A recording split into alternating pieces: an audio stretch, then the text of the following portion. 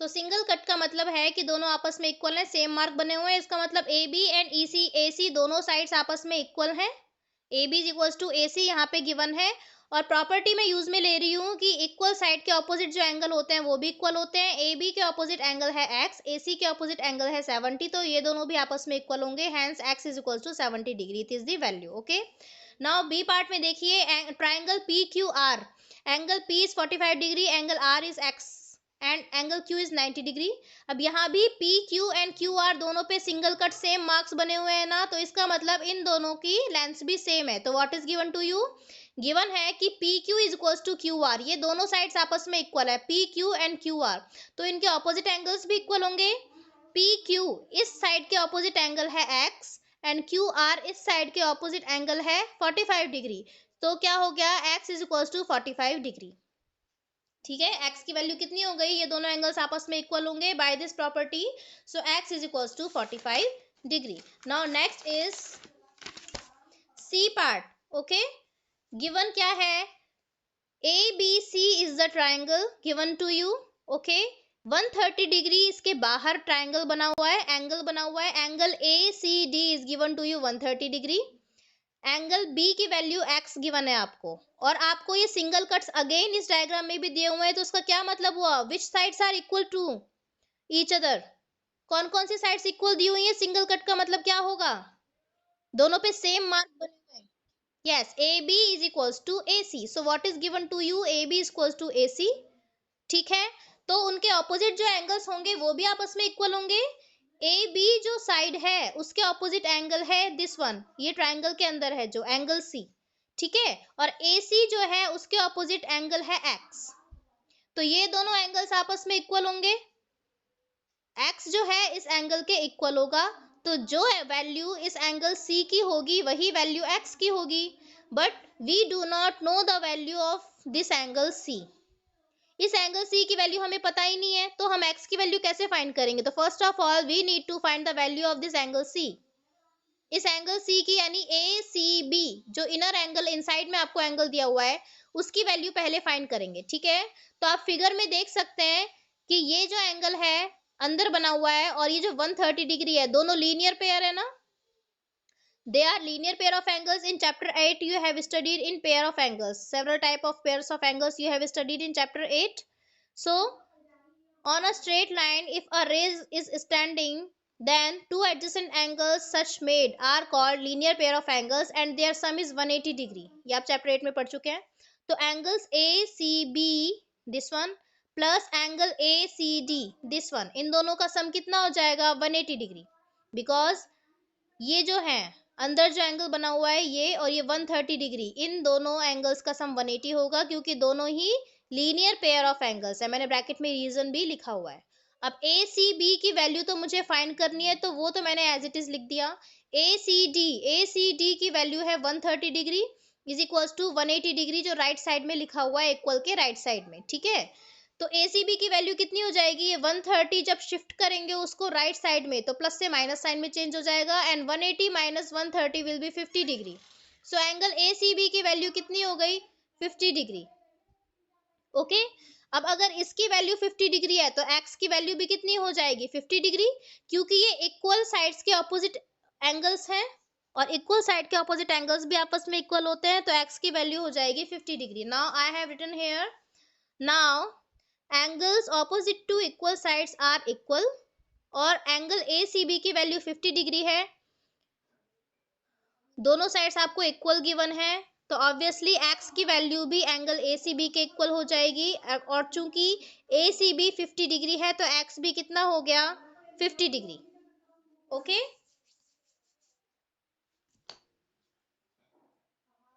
Then now move to the D part. बेटा मैं आपको लास्ट में एक्सप्लेन कर दूंगी एक बार। Okay Namita, I will explain it at the end of the class.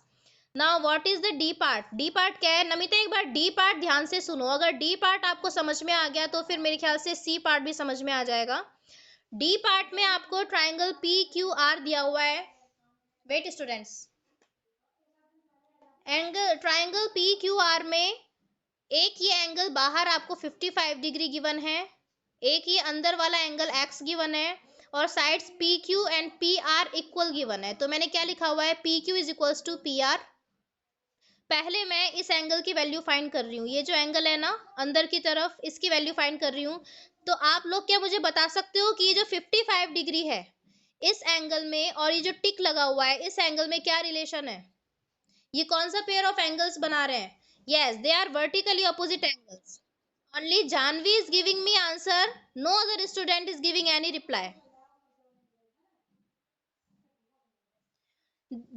They both are the angles vertically opposite angles. जब दोनों के वर्टेक्स सेम होते हैं, कॉमन होते हैं, so they are vertically opposite angles.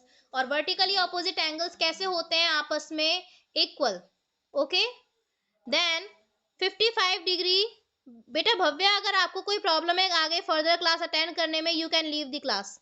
55 degree क्या है? इस एंगल के इक्वल हो जाएगा, या ये एंगल 55 डिग्री के इक्वल हो जाएगा, because they both are equal to each other. Okay, so in the figure angle PRQ is equals to angle SRT because they are vertically opposite angles. So angle PRQ की value हो जाएगी 55 degree. Now PQ and PR both the sides are equal, so angles opposite to these sides will also be equal. PQ के opposite angle है, किसकी value है 55 degree, this one. तो P Q के opposite जो angle है वो है 55 डिग्री, पी आर के ऑपोजिट जो एंगल है वो है एक्स। तो एक्स की वैल्यू कितनी हो जाएगी? 55 डिग्री। तो फाइनली एक्स की वैल्यू आ गई 55 degree. Okay, so this was your exercise 9.1। अब आपके 6 क्वेश्चंस हो चुके हैं कंप्लीट एक्सरसाइज 9.1 के। नाउ इसके बाद एक टॉपिक है angle sum property. Angle sum property एक टॉपिक है, वो आप 6 क्लास में ही पढ़ चुके हैं।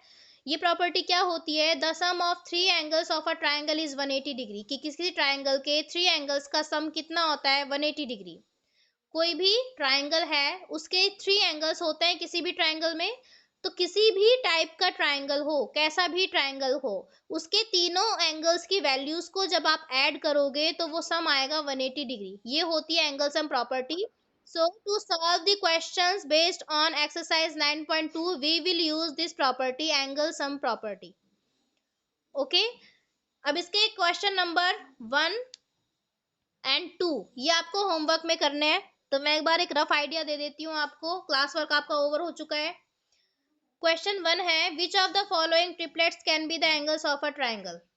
आपको ये तीन बेटा मेरे मोबाइल में अब हुआ है 11:15 तक आपकी क्लास होती है। This time my mobile is showing the time 11:15 AM। सो मेरे हिसाब से क्लास अब ओवर हुई है, क्लास अब खत्म हुआ है। मैं आपको होमवर्क के क्वेश्चन समझा देती हूँ एक बार। ये थ्री एंगल्स की वैल्यू आपको दी हुई है, तो आपको ये बताना है कि क्या ये किसी ट्राइंगल के एंगल है या नहीं। ठीक है, तो अगर हम एंगल सम प्रॉपर्टी के बारे में बात करें तो तीनों एंगल्स का सम कितना होना चाहिए? अगर वो ट्राइंगल के एंगल्स होंगे तो ट्राइंगल के तीनों एंगल्स का सम 180 डिग्री होना चाहिए। ठीक है, तो अगर तीनों एंगल्स का सम 180 डिग्री है मींस ये ट्राइंगल के एंगल्स हैं, और अगर उनका सम 180 डिग्री नहीं है तो वो ट्राइंगल के एंगल्स नहीं है। ठीक है, तो ए पार्ट में देखिए इनका सम 180 डिग्री आ रहा है, so this is triangles angle triplet. Triangle के एंगल्स के ट्रिपलेट है ये 3 एंगल्स। लेकिन बी पार्ट में इनका सम 180 डिग्री नहीं है, means this is naught angle triplet of a triangle. किसी ट्राइंगल के लिए ये 3 एंगल्स नहीं होंगे, मतलब ये तीनों एंगल्स किसी ट्राइंगल के एंगल्स नहीं है। उसी तरीके से सी और डी पार्ट है। Now question number 2, two angles of a triangle are 125 degree and 40 degree, find the measure of the third angle. तो इसमें आपको किसी ट्राइंगल के जो 3 एंगल्स होते हैं, 2 एंगल्स की वैल्यू दी हुई है, थर्ड एंगल की वैल्यू फाइंड करनी है। तो क्या गिवन है कि 2 angles of the triangle 125 degree and 40 degree. Okay, 125 degree and 40 degree, so you have to find the value of third angle. So let third angle be x degree. तीसरा angle मैंने क्या मान लिया? x degree. Then by angle sum property इन तीनों का सम कितना होगा? ये ट्राइंगल के 3 एंगल्स कौन कौन से हो गए? 125 degree, 40 degree and x degree. ठीक है, तो इन तीनों को मैंने ऐड कर दिया, तो बाय एंगल सम प्रॉपर्टी इन तीनों का एडिशन आना चाहिए 180 डिग्री। यहां से इक्वेशन को सॉल्व करके आप x यानी थर्ड एंगल की वैल्यू फाइंड कर लेंगे। ठीक है, So this was all for today. Thank you everyone.